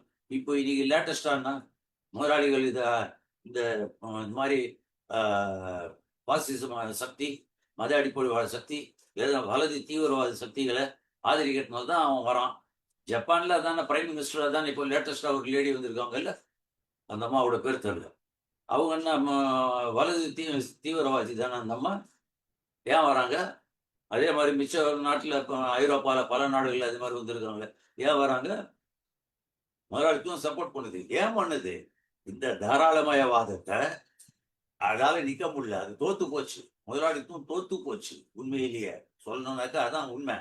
ஆனா அதை தக்க வைக்கிறது எப்படி, மக்களை பிரிக்கிறது எப்படி? ஒண்ணு மதம், இனம், இல்ல வேற ஏதாவது ஒரு வழியில பிரிச்சு வச்சாதான். அதனால்தான் அது இத மதத்தையோ இனத்தையோ இல்ல வேற ஏதோ ஒரு சமாச்சாரத்தையோ வச்சு பிரித்தாளும் வேலையை தான் பண்ணுது. அப்போ இந்த தாராளவாதம், அதாவது லிபரல் ஆக்டிவிட்டி, இல்ல ஒரு மதம் இன்னொரு மதத்தை சார்ந்தவங்க கல்யாணம் பண்ணிக்கலாம், இல்ல சாதி மறுப்பு கல்யாணம் பண்ணிக்கலாம் அப்படின்னு அந்த தாராளவாதம் அதை தாக்குது இந்துத்துவா. அதே தானே அங்கேயும் ஜெர்மனியில அதானே நடந்தது. ரேஸ் இன்னும் கேட்க போனான், ஆரியன் ரேஸ், அதை பாதுகாக்கணும் அப்படின்னு தான் ஹிட்லர் சொல்லும். அது இன்னும் ஆரியன் ரேஸ் போப்பு ஒண்ணும் கிடையாது. அப்போ அது டார்வினோட பரிணாம வளர்ச்சியை அவங்க எதிர்க்கிறாங்க. அது எதை காட்டுதுன்னா பிற்போக்குத்தனம் மாத்திரம் இல்லை, இயற்கவியலையே விஞ்ஞானம் மேல போகுதுன்னாக்க, அறிவியல் வளருதுன்னாக்க, அறிவியலை தடுத்தி நிறுத்தி அறிவியலை பயன்படுத்தி அவன் ஆயுதங்களை தயாரிச்சான். யாரு? முசோலினியும் ஹிட்லரும். ஆனா அதே அறிவியலை மக்களுக்கு கொடுக்காம பிற்போக்குத்தனம் பண்றான். எப்படி? இதுதான் நிலைமை. இவங்களுடைய அறிவியல் தன்னுடைய அழிவுக்கான அறிவியலா இருக்குது, ஆக்கத்துக்கான அறிவியல் இல்லை. இதுதான் பிரச்சனை. இந்த மத அடிப்படைவாதம் இந்துத்துவா இவங்களுக்கு தேவை. அடுத்தது என்ன? பழைய சமூக பழக்கத்தை ஊக்குவிப்பது. இன்னைக்கும் அப்படித்தானே பண்ணிட்டு இருக்கோம். பழச பார் பஞ்சபாண்டவர்கள் அந்த எவனோ ஒருத்தன் வில்லு பிரமாதமா சின்ன பையன் வந்தான், அவனுடைய கைவரல கேட்டாங்க, கூத்துட்டாங்க. பாவம் அவன் ஏமான் தான் கூத்துட்டான். அங்கிட்ட கேட்டு இருந்தாக்க பலாரும் அத்தனை பேருக்கும் தவடையில இருந்து குத்துருப்பேன். முடியாதுடா அப்படின்னு இருக்கான். இது வந்து இதெல்லாம் அங்க கதை உண்மையோ தெரியாது. பாடு காவியத்துல சொல்லி வைக்கலாம். ஏன் இந்த காவியம்லாம் வருது? மக்களுக்கு அந்த பழைய பழக்கத்தை ஊக்குவிக்கிறதுக்காக இத்தனை காவியமும் வருது. வேற எது அது உண்மையோ பொய்யோ அது வேற. ஆனா அதை பத்தி இந்த மாதிரிலாம் வருதுன்னு அதை எதுக்கு காட்டுறோம்? அந்த வீரத்தை பெருசா பேசினா, இல்ல காதலை பத்தி பேசினா, இல்ல வேற ஒரு அயோகத்தனத்தை பேசினாக்க மக்களுக்கு அதுல ஈர்ப்பு சக்தி வரத்துக்காக இத்தனை காவியம். பைபிளா இருக்கட்டும், குரானா இருக்கட்டும், இந்து மதத்துல எது வேணாலும் இருக்கட்டும், எல்லாம் இதை தான் காட்டுது. சரி, பொருளாதார கோரிக்கை எப்படி இருக்கு? சுதேசின்னு சொல்லுது. இன்னைக்கு சுதேசி வேலையா பண்றான், விதேசி வேலையை பண்றான். அங்க மத மத அடிப்படைவாதம் என்ன பண்ணுது? ஏகாதிபத்திய எதிர்ப்பு பண்ணுது. ரைட்டா? அதானே இப்போ ஹமாஸோ மிச்சம் எதுவோ அமெரிக்காவை எதிர்க்குது இல்லையா? இங்க என்ன பண்றான்? கீதை ராமர் மிச்ச ஆச்சாரியர்கள் அதை வந்து அவங்கள வழிபடுத்து ஒழுங்குவது. அங்க வேத புத்தகங்களை சுட்டி காட்டி பெண்களை மடக்குவது. ஆப்கானிஸ்தான்ல என்ன நடக்குது? பெண்களுக்கு கல்வி இல்லைன்றான். இது என்ன? இது நவீன இதுவா? இது எந்த காலத்துல 21ஆம் நூற்றாண்டுல பெண்களுக்கு கல்வி இல்லைன்னாக்கா அந்த நாடு என்ன ஆகுது? அப்ப அறிவியல் அவங்க புறக்கணிக்கிறாங்கல்ல, புரிஞ்சுக்கணும். பழைய குலத்தொழிலை போற்றுவது இந்துத்துவா அதை பண்ணுது. அங்கேயும் அதே தான். நீ பள்ளிக்கூடம்லாம் போகக்கூடாது, நீ இதில் தான் அந்த மத பள்ளியில தான் இருக்கணும் அப்படின்னு ஆப்கானிஸ்தான்லயும் மிச்ச நாடுகளையும் இருக்கு. மதத்தினால எல்லாம் ஏதாவது ஒரு நாடு உருப்படியா இருக்கா? உலகத்துல எந்த நாடும் கிடையாது. அப்போ இந்து மத பன்மை நிலையினை மறுப்பது. இந்து மதத்துல ஒரு ஜாதி இல்ல, ஏகப்பட்டது இருக்கு. அதே பன்மைத்தன்மை இல்லைன்னு சொல்லுது அடிப்பணம். ஒண்ணு ஷயாவாரு, இல்ல சன்னியாரு, இல்ல வேற ஏதாவது அவ்வளவுதான். இங்க அது மாதிரிதான். ஒரே இதுதான். நீ அதெல்லாம் கிடையாது. ஆனா நம்ம நாட்டுல என்னாச்சு? கர்நாடகால ஒக்கலிகா நாங்க இந்து இல்லைன்னா, சீக்கியர் நாங்க இந்து இல்லைன்னா, அஸ்ஸாம்ல ஏதோ ஒரு ஆளு நாங்க இந்து இல்லைன்னா, இதெல்லாம் எங்க வச்சுக்க போறான் மூஞ்சி? ஆர்எஸ்எஸும் பிஜேபியும். அப்போ உள்நாட்டுல ஒரு எதிரியை உருவாக்குது இஸ்லாமியரும். அதே போன்றுதான் அங்க யூதர்கள் அப்படின்னு ஹிட்லர் ஆரம்பிச்சான். உணர்ச்சியினை தூண்டுவது. அதே தான் அவனும் உணர்ச்சியை தூண்டி அப்போ பாசிசத்தின் குணக்கூறுகள் சொல்லி பார்த்தா வலிந்து தேசியம் பேசும். சோசியலிசம் மார்க்சிய தத்துவங்களை கடுமையாக தாக்கும். முற்போக்கு ஜனநாயக பாராளுமன்றம் இவைகள் மீது வெறுப்பினை உண்டாக்கும். சர்வ அதிகாரிகளையும் கொடுத்து கொடுங்கோல் ஆட்சியை பீடத்தில் அமர்த்தும். பின்னர் அடையாளங்கள் ஆளுமை செலுத்தும். அதிகாரத்துக்கு ஒரு முன் கவர்ச்சி மிகு மக்கள் கோஷங்களை உருவாக்கும். பிரச்சாரம் முக்கிய சாதனம். பொய்களை திருப்பி திருப்பி உறவுறும்.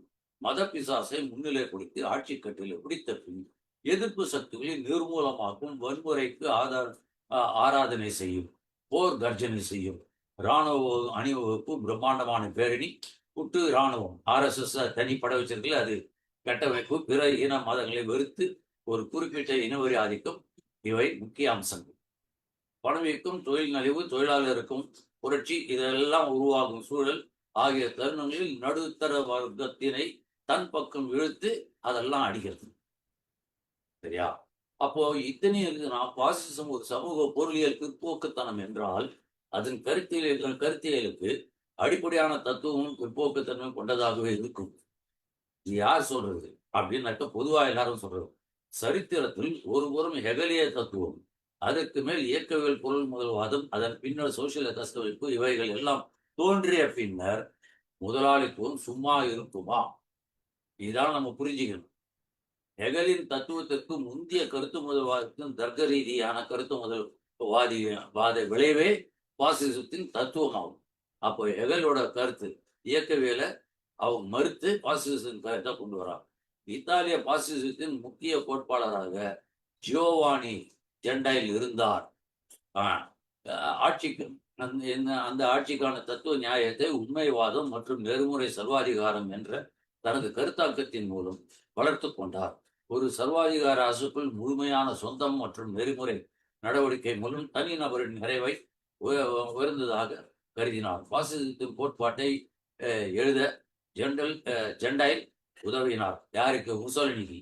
மற்றும் அரசாங்கத்தின் கல்வி மற்றும் கலாச்சார கொள்கைகளை வலுவிட்டார். அப்போ ஹிட்லருக்குன்னா அப்படின்னாக்க ஹிட்லர் எல்லாத்தையும் சேர்த்து வச்சு கொண்டாந்து ஒரு மசாலாவை வச்சு அவன் தன்னுடைய நாசிசத்தை வளர்த்தான். அவனும் இதே தான் பண்ணான். தேசிய சிண்டிகலிசம் என்பது ஒருங்கிணைந்த தேசியவாதத்தின் பரந்த நிகழ்ச்சி. சிண்டிகலிசம்னா என்ன? அது யார் யாரெல்லாம் சேர்ந்துக்கும் அப்படின்னு நான் சொன்னேன்ல, அதான் சிண்டிகலிசம். இந்த நிகழ்ச்சி நிகழ்வு சிண்டிகலிசம் தீவிர வலதுசாரி தழுவலாகும். இது பிரான்ஸ், போர்ச்சுகல், இத்தாலி, ஸ்பெயின் மற்றும் அமெரிக்காவில் உருவாக்கப்பட்டது.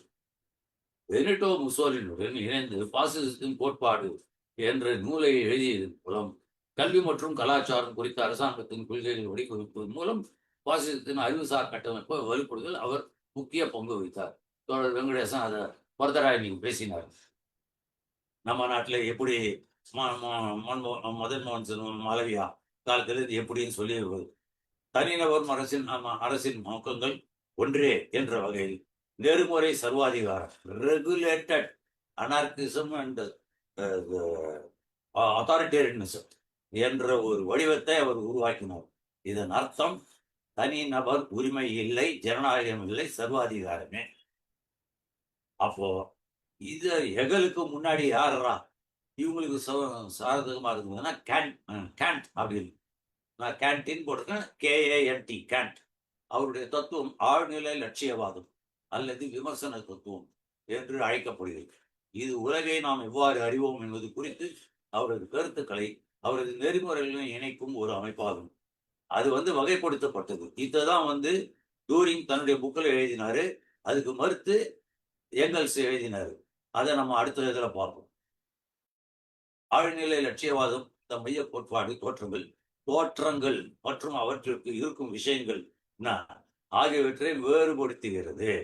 தோற்றங்கள் பல்வேறு பொருளை இடம் மற்றும் நேரம் போன்ற கருத்துக்கள் மூலம், டைம் அண்ட் ஸ்பேஸ் வேற ஒன்றும் இல்லை, கருத்துக்கள் மூலம் நம் மனதால் கட்டமைக்கப்பட்ட தோற்றங்களை மட்டுமே நாம் அறிவோம்.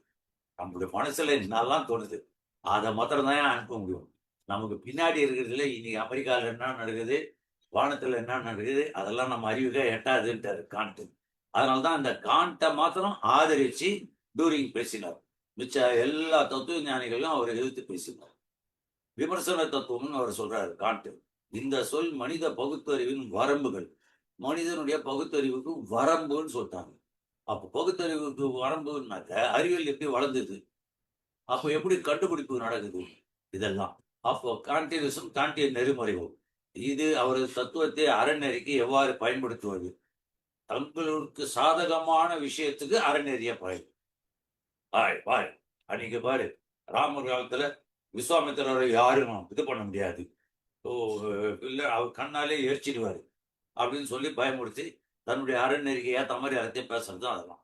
அப்போ அனைவருக்கும் ஒரு உலகளாவிய சட்டமாக கோரும் ஒரு உலகளாவிய தார்மீக சட்டமாகும். பாருங்க, பிஜேபி அதானே சொல்றான், RSS தானே சொல்றான். அப்போ காண்டின் கொள்கையின்படி மனம் சார்ந்த உலகம்.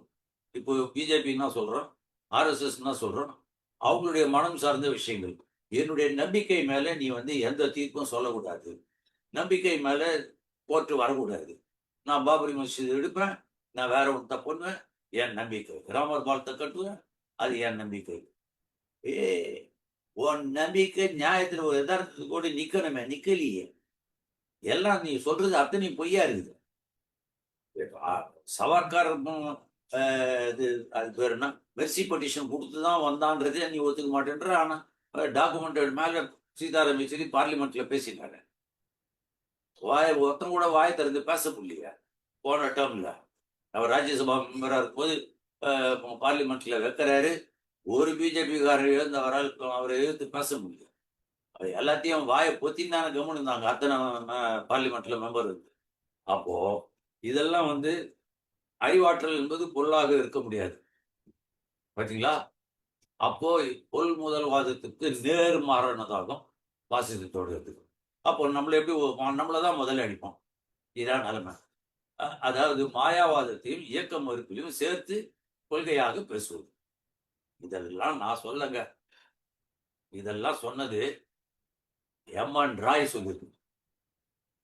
அவர் பாசிசத்தை பத்தி புக்கு எழுதினத இந்த கருத்து முக்கியமா வரணுன்றதுக்காக நான் இதை எடுத்து இதில் போட்டிருக்கேன். அப்போ பாசிச தத்துவ அடிப்படை கோட்பாடுகளின் நிர்மாணித்த பெருமை 20ஆம் நூற்றாண்டு ஐரோப்பாவில் மிகப்பெரிய தத்துவவாதியான அதை விமர்சனம் செய்தார். அதற்கு ஆக்கப்பூர்வமான பரிணாமம் ஆக்கப்பூர்வமான பரிணாமம் என்று பெயர் வைத்தார். எப்படிலாம் இருக்கு பாருங்க. அப்போ இதுக்கு முன்னாடியே இந்த 19ஆம் நூற்றாண்டுக்கு முன்னாடியே பல குருமார்கள், பேராசிரியர்கள் அவங்கெல்லாம் வந்து எப்போ பண்ணுவாங்க புரிஞ்சுக்கணும். இது எப்போ வந்து வெளியில வருது? பொருளாதார நெருக்கடி வரும்போது தங்கிட்ட ஒரு தனி கொள்கை இருக்கு. அது இந்த நெருக்கடியிலேருந்து தப்பிச்சுக்கலாம் அப்படின்னு சொல்லி வரும். அதானே இங்க ஜெர்மனியில 39ல பொருளாதார நெருக்கடி வரும்போது தானே ஹிட்லர் அதை வந்து ஓவர்கம் பண்ணி அவன் ஆட்சிக்கு வந்தான். ஆட்சி கவிழ்ப்பு செஞ்சு தானே வந்தான். அவன் என்ன நேரடியாக வந்தான்? திருத்தனம் பண்ணி தானே வந்தான். அப்போ இங்கேயும் எலெக்ஷன்ல எவ்வளவு தில்லுமுல்லு பண்ணியிருக்காங்க. இப்போ ஏன் லிஸ்ட்டை மாத்துறாங்க? அப்போ சுதந்திரமான எந்த தத்துவத்தையும் தன் கோட்பாடுகளை கற்பனையான அடித்தளத்தின் மீது நிறுவ முடியாது. அதாவது சுதந்திரமான நம்ம தத்துவம் சுதந்திரமான தத்துவம். என்னது கற்பனை. பிஜேபி, ஆர்எஸ்எஸ் கற்பனை. அது மேல எதுவும் நிறுவ முடியாது அப்படின்றவரு பெர்க்சன் அப்படின்றவரு தன்னுடைய தத்துவ ஆன்மீகத்தை அறிவியலின் அனுபவ உண்மைகளோடு சமரசப்படுத்தும் நாட்டம் கொண்டார். அதை அமுல்படுத்தி வச்சார். அப்போ இவங்களுக்கு மாத்துறதெல்லாம் இவங்க என்ன சொல்றாங்க? கம்யூனிசம் இந்த நாட்டை சேர்ந்தது இல்லை, வெளிநாட்டை சேர்ந்தது அப்படின்னு. ஆனா இவங்க ஏன் பெர்க்சனையும் மிச்ச பேரையும் ஃபாலோ பண்றாங்க? அப்போ இந்தியாவில் வந்து முதல்ல இந்த பாய் பரமானந்தன் என்பவர் தான் இந்து முஸ்லிம் அப்படின்னு 2 நாடுகளா பிரியணும்னு வச்சது. இந்தியாவில் இன்று வர்க்க பிரிவினை பிரதானமாக இருப்பதற்கு பதிலாக சாதி பிரிவினைகளே பிரதானமாக உள்ளது. ஐரோப்பாவை போன்று இன்று இந்தியாவில் வர்க்க போராட்டங்கள் ஏற்படுவதில் தீண்டாமை சாதி உள்ளே உள்ளது. நில உடைமை சமூக அமைப்பின் தேவைக்காக சாதி தோன்றவில்லை. இந்த சமுதாயத்துக்கு முன்னரே, அதாவது இந்த நில உடைமை சமுதாயத்துக்கு முன்னரே இந்த சாதி இருந்துள்ளது, வர்க்கப்பிளவு தோன்றியுள்ளது. அப்போவே அது இருக்கும்போதே வர்ண கோட்பாடு ஏற்பட்டு விட்டது. இந்த வர்ண கோட்பாடு சாதியத்திற்கான கருத்தியலை வழங்கியது. அதை நம்ம புரிஞ்சுக்கணும். நில உடைமை மற்றும் முதலாளித்துவ உற்பத்தி உறவு ஆகியவற்றிலும் இந்த இனக்குழு முறை தன்னை தகவமைத்து கொள்ள முடிந்தது. எனவே வர்க்க உணர்வு முழுமையடையாது இந்தியாவில் நிற்குது. இன்றுள்ள இந்த சுரண்டல் முறை, அதாவது இந்த பொருளாதார கட்டமைப்பு, அதுவே அடிக்கட்டுமானம். அதனை உடைக்காமல் இந்த பாட்டாளி விவசாய வர்க்கத்திற்கு விமோசனம் இல்லை. அதே சமயம் சாதி பற்றிய அறிவியல் விழிப்புணர்வையும் நாம் மக்களுக்கு புரிய வைக்க வேண்டும். இறுதியாக மனித சமுதாயம் ஆதி சமுதாயத்திலிருந்து அடிமை சமுதாயம் வரை நிலப்பிரபுத்துவம் இன்று முதலாளித்துவம் என்று வளர்ந்து இந்திய நாட்டிலும் வந்திருக்கு. இதுல எங்கேயாவது ஒரு கண்டிஷன்ல மதம் தான் இந்த மாற்றத்துக்கு காரணம் எவனால உலகத்தில் சொல்ல முடியுமா? மதமே காரணம் இல்லையே, எல்லாம் பொருளாதாரம் தான் அடிப்படை. அப்போ இந்தியா சுதந்திரம் பெற்ற பிறகு அன்றைய முதலாளித்துவம், அவர் தோழர் வெங்கடேசன் சொன்னார், அப்போ இந்த குவிட் இந்தியா மூவ்மெண்ட்ல நீ எங்க பங்கு போடுச்ச அப்படின்னு கம்யூனிஸ்ட பார்த்து பிஜேபி காரணம், நீ அவனுக்கு தான் சரணாகதி பட்டையை எழுதி கொடுத்தேயா, பிரிட்டிஷ்காரனுக்கு ஏற்ற மாதிரி தான் நீ வேலை செய்வார்னு பண்ண இல்லை. அதான சவாக்கார் பண்ணாரு. அதனால தானே அவர் சொல்லியிருந்தாரு, என்ன ஒண்ணு, நான் அந்த அமராவதியை விட்டு நான் வெளில வர மாட்டேன், அரசியலில் ஈடுபடணும். ஆனா எல்லாரையும் பண்ண விட்டாரு. சரியா? அதுக்கு என்ன பண்ணாரு? திலக்கு யூஸ் பண்ண கணபதி பூஜையை ஆரம்பிச்சிட்டாரு. இவங்க அந்த மாதிரி மனிதனுக்கு அந்த மனுஷ சென்டிமெண்ட் மதத்தை வச்சாதான் மதத்தை எப்போ அழிக்க முடியும் அப்படின்னு சொல்லி பார்த்தாங்க. அதுக்கு அழிக்க வேண்டிய காலம் வந்து அது ஆட்டோமேட்டிக்கா அது வந்துடும். அதுக்காக நம்ம சாதி மதம் எல்லாம் எதிர்த்து போராடாம இருக்க முடியாது. அதையும் சேர்த்து பண்ண வேண்டியதா இருக்கு. அப்போ இந்த தனக்கு போதுமான வலு, இந்தியா சுதந்திரம் பெற்ற பிறகு அன்றைய முதலாளித்துவத்திற்கு தனக்கு போதுமான வலு இல்லாத காரணத்தால் அது நிலப்பிரபுத்துவனும் கைகோர்த்தது. இது இந்தியாவில் மாத்திரம் நடந்தது, உலகத்துல எல்லா நாடுகளிலும் நடந்தது. அப்போ அதன் வளர்ச்சி ஆரம்பத்தில் அது ஒரு சில சமூக மேம்பாட்டிற்காக பொதுத்துறையை எல்லாம் கொண்டு வந்தாலும் இன்னைக்கு அது தனியார் கையில் வருது. முதலாளித்துவத்திற்கு இன்று தனியாக அதற்கு மேடை இல்லை, தனியா பலம் இல்லை. அதை அப்படி சொல்றேன். அதற்கு பல்வேறு சக்திகள் அதனுடன் கூட்டு சேர்ந்து அவைகள் ஒன்றாக இணைந்து முதலாளித்துவ ஜனநாயகத்தை பாதுகாக்க முயலுகின்றன. ஆனால் முதலாளித்துவம் மனித சமுதாய வளர்ச்சி போக்கில் ஒரு காலகட்டமே. அது கண்டிப்பாக அதன் உள் முரண்பாட்டில் அது தூக்கி எறியப்படும். அதுதான் இயக்கவியல். அதற்கான அதனை நடத்தி காட்ட கட்டுப்பாடான சாதனமும் கருத்தொற்றுமையும் இருந்தால் அதனை நம்மால் நடத்தி காட்ட முடியும். இதனை அண்மையில் நாடு தழுவிய விவசாய போராட்டத்தினால் நாம் காண முடியும். இந்தியாவில் இது எவனா கேட்டான்னா இது எப்படி பண்ண முடியும்னாக்க 1.25 வருஷம் போராடி அந்த 3 அரசியல் இது விவசாய கொள்கையும் பின்னாடி தள்ளினாங்க. இதுதான் நமக்கு விழிப்புணர்வு. இதை சொல்லி தான் நம்ம இன்னைக்கு தொழிலாளிகளும் விவசாயம் ஒன்றா கொண்டு வரணும். இந்த நம்பிக்கையுடன் இந்த கடைமுறையை நாம் செய்ய வேண்டும். இல்லையில் வருங்கால சந்ததிகள் நம்மை ஏசுவார்கள். இதான் தோழர். இதுதான் என்னுடைய அனுபவம் ஆர்எஸ்எஸ். அதான் 2 அதாவது தோழர் வெங்கடேசன் வந்து காங்கிரஸ்ல இருக்கும்போதே வலதுசாரிகளும் இருந்தாங்க. காங்கிரஸ் என்பது வலதுசாரிகளும் சேர்ந்தது தான் அப்படின்னு ஆரம்பிச்சு அதற்கான விவரங்கள் எல்லாம் சொல்லி, இந்து மகாசபை என்பது அப்போது செயல்பட்டது விஷயங்களை சொல்லி அது அவர்கள் கல்வியில் கால் வைத்து எப்படி ஓராசிரியர் பள்ளிகளை வந்து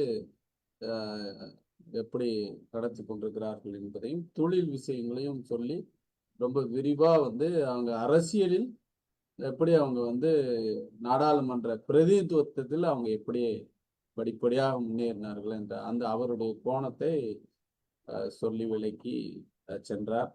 தோழர் சுகுமார் அவர்கள் வந்து இந்துத்துவாவையும் நாசிசத்தையும் பாசிசத்தையும் ஒப்பிட்டு முதலாளித்துவம் நெருக்கடிக்குள்ளாகும் போதெல்லாம் இந்த பாசிச தத்துவம் கருத்துக்கள் வருகிறது அப்படிங்கிற மாதிரி சொன்னாரு. பாசிசத்தின் குணக்கூறுகள் அப்படிங்கிற ஒரு பட்டியலையும் போட்டாரு. பெரும்பாலும்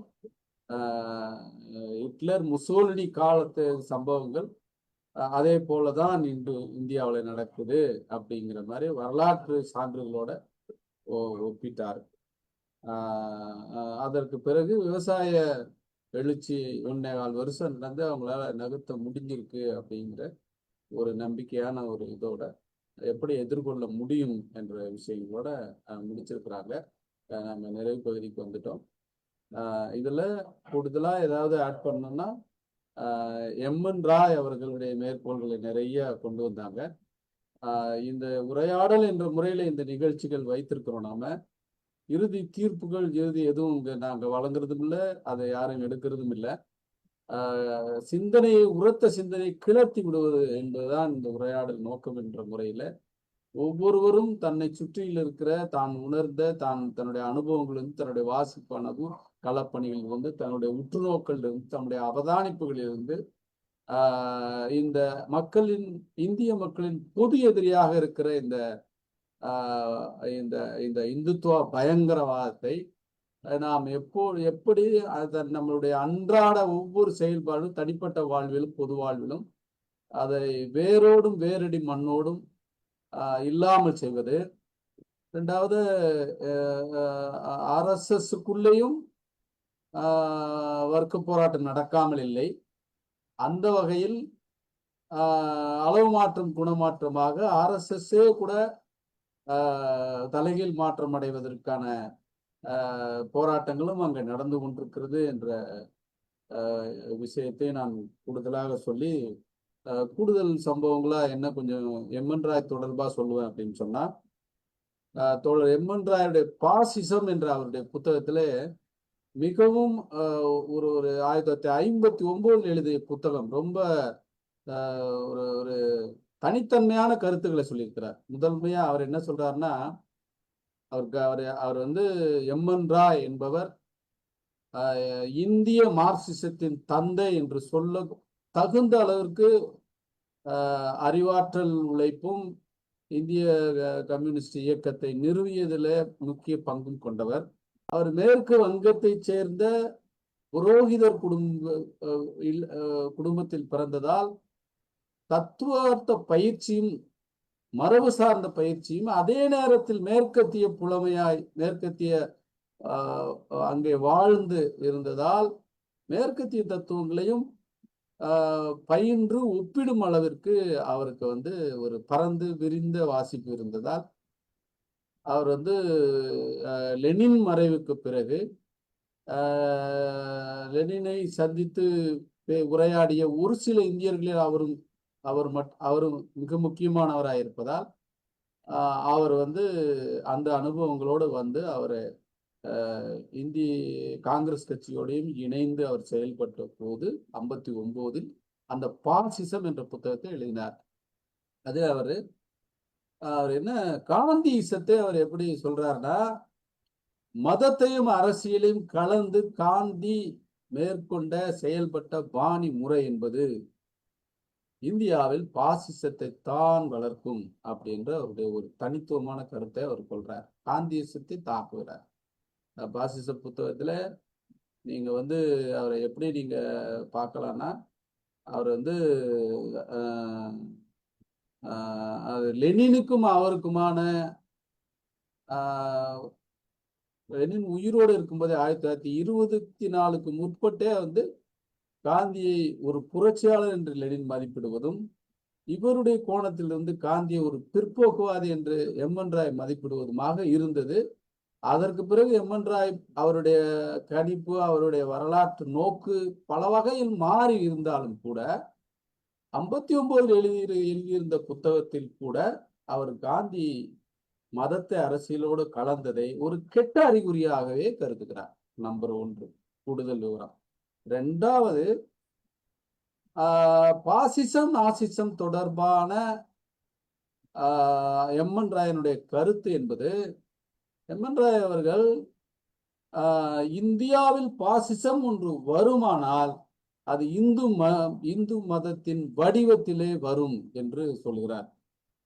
அதற்கு அவர் 48 காந்தி கொலை செய்யப்பட்டதை, அதாவது RSS கருத்துக்களால் பாதிக்கப்பட்ட RSS வளாகத்திலே வளர்ந்த கோட்சேயால் காந்தியடிகள் படுகொலை செய்யப்பட்டதை கண்டவர்.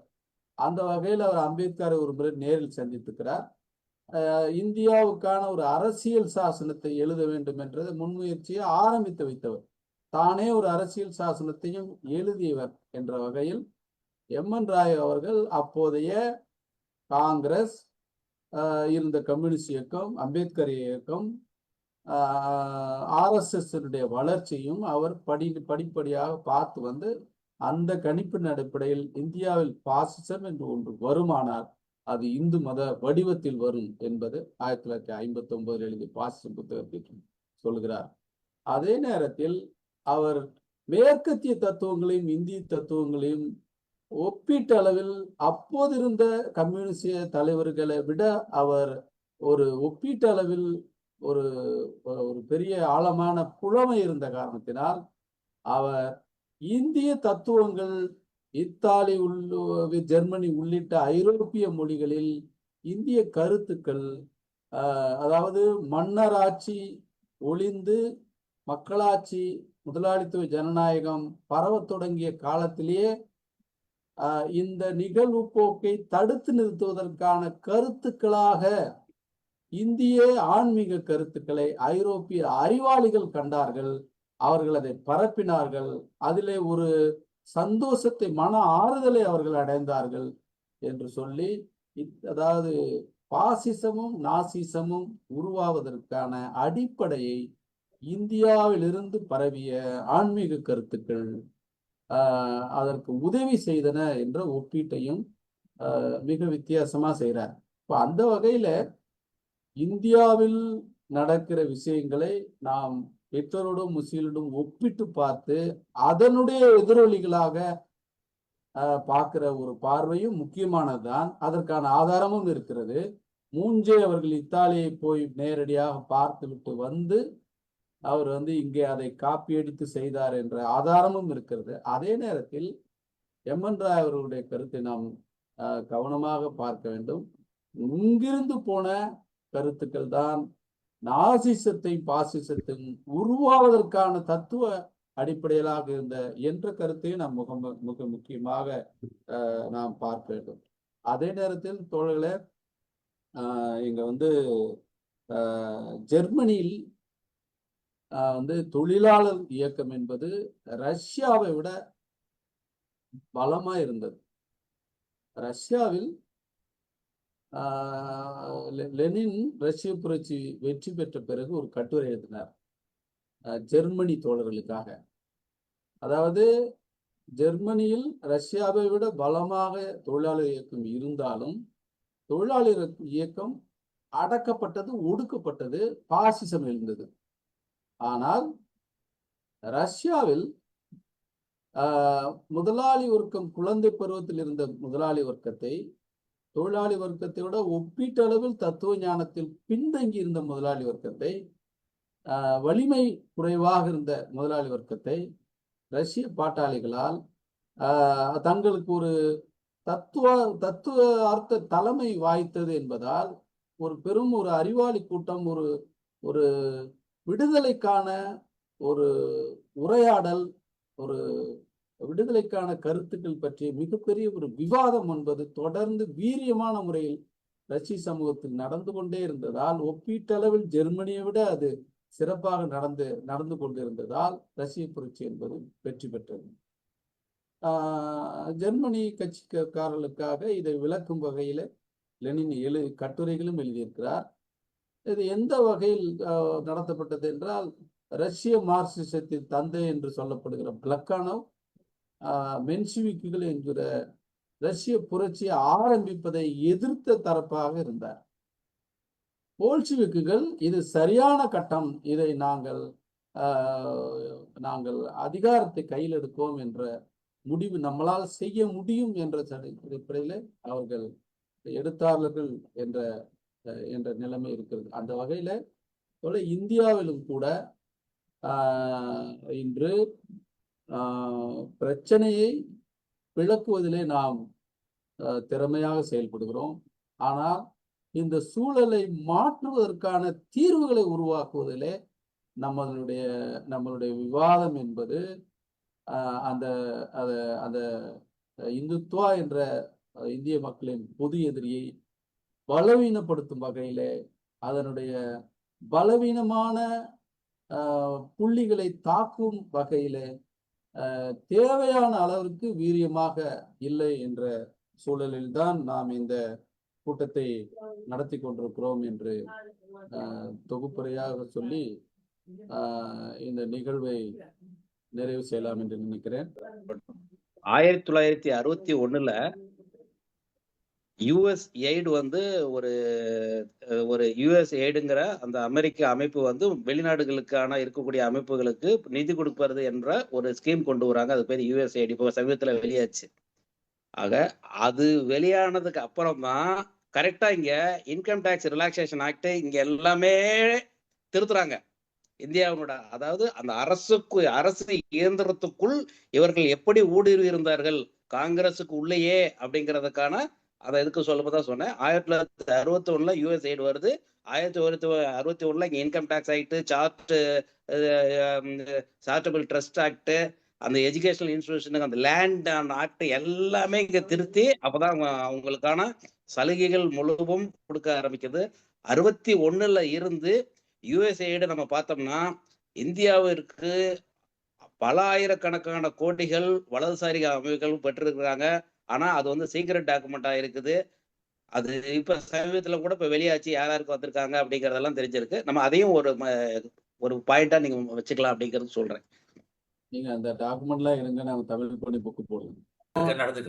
இன்னொரு விஷயம் நான் சொல்லணும், அவசியம் பதிவு செய்யணும். அதாவது தோழர் சுந்தரையா பொதுச் செயலாளர் பதவியிலிருந்து சிபிஎம் பொதுச்செயலாளர் பதவியிலிருந்து விலகும் போது அரசியல் தலைமை குழு உறுப்பினர்கள் பிஎம்எஸ் பாரதிய மஸ்தூர் சங்கத்தை கூட்டு போராட்டங்களில் சேர்க்கக்கூடாது என்று சொல்கிறேன், ஒத்துக்கொள்ள மாட்டேன்னு குறிப்பிட்டிருக்காரு. சரிங்களா? அது மட்டும் இல்லாமல் ஒரு அரசியல் தலைமை குழு உறுப்பினருடைய பெயரை குறிப்பிட்டு அவர் அனுமதி பெறாமலே பாரதிய ஜனதா கூட்டத்திற்கு அதாவது ஒரு என்ன பார்வை என்ற ஒரு வார்த்தையும் அதுல அந்த ராஜினாமா கிடையாது. இன்னும் இவையெல்லாம் ரகசியம் அல்ல. நான் என்ன சொல்ல வருகிறேன் என்று சொன்னால், கடுமையாக போராடி இருக்கிறார் தோழர் சுந்தரையா அவர்கள். ஒரு கூர்மையான புரிதலை உருவாக்க வேண்டும் என்பதற்காக அவர் கடுமையாக போராடி இருக்கிறார். ஆக இன்று நாம் வந்து 59 ஒரு இடதுசாரிதான் இந்து மதம் என்ற வடிவத்தில் பாயசம் வரும் என்று கூறுகிறார். உரிய எச்சரிக்கை அலர்ட்டுகள், அபாய அறிவிப்புகள் ஏராளம் இருந்தும் கூட நாம் வந்து இன்றைய தலைமுறை நம்ம பார்த்து திருப்தியாக சொல்லும் அளவுக்கு நாம் அதை செயல்படவில்லை என்ற ஒரு சுய விமர்சனத்தோடு நாம் அதை எடுத்துக்கொண்டால்தான் மேலும் மேலும் நாம் சிறப்பாக அந்த திசையை நோக்கி நம்மளுடைய செயல்பாடுகளை 1000 மடங்கு அதிகப்படுத்துவோம் என்பதற்காக நான் இந்த விவரங்களை சொல்றேன். யாரையும் வந்து அவதூறு பரப்பணுங்கிறதுக்காக நான் சொல்லவில்லை. அப்ப இன்றைய இளைய தலைமுறைக்கு நாம் பயனுள்ளவர்களாக இருக்கிறோமா? கடந்த காலத்திலிருந்து கூர்மையான பாடங்களை எடுத்து, ஏன்னா எங்கள் சொல்லுவாரு, அதாவது உண்மை வந்து மேடைக்கு வந்துட்டா பொய் உடனே காலி ஆயிடணுமா. உதாரணமா என்ன சொல்லுவாருன்னா, சமுதாயத்துல நிலவுற ஒவ்வொன்றும் உண்மையின் மேடையில் வந்து நான் இன்னமும் ஏன் இருக்கணுங்கிறத நிரூபிக்கணுமா எங்கள் சொல்லுவார். அது போல ஒரு ஒரு ஒரு மகத்தான ஒரு சக்தி, மக்கள் சக்தி தோன்றி விட்டது என்று சொன்னால், அது வந்து மக்கள் விரோத சக்திகள் எல்லாமே உடனே வந்து மங்கி மறைந்துகிற விஷயங்கள் தான் வரலாறு எங்கும் இருக்குது. அதான் திரும்ப நான் அடிக்கடி சொல்லுகிற மாவோவுடைய மக்களின் அறம்சார் வீரத்தின் முன்பாக ஏகாதிபத்தியம் என்பது காகித புலி அப்படின்னு அவரு சாகசமா சொன்னாரு. அது போல இந்துத்துவ பயங்கரவாதம், RSS பயங்கரவாதம் என்பது ஒரு அறம்சார் மக்களின் வீரத்தை நம்மால் தட்டி எழுப்பிவிட முடியும் என்று சொன்னால், முடிந்து விட்டது என்று சொன்னால், அதற்கு முன்பாக இன்றைக்கு விஸ்வரூபமாக காட்டி ஒரு படம் காட்டுகிற இந்த RSS பயங்கரவாதம் என்பது ஒரு காகித புலி. நாம் தொடர்ந்து நம்மளுடைய விழிப்புணர்வை, நம்மளுடைய அதாவது முன்னாடி இருக்கின்ற அபாயத்தை பற்றி சரியாக படம் பிடித்து செயல்படுகிற உற்சாகத்தை தூண்டும் வகையில் நம்மளால் மக்களிடம் நம்மளுடைய கருத்துக்களை கொண்டு போய் விட முடியும் என்று ஆகிவிட்டால் அப்போது நம்மளுடைய நோக்கம் நிறைவேறும் என்று கேட்டு நான் முடித்துக் கொள்ளலாம் என்று நினைக்கிறேன்.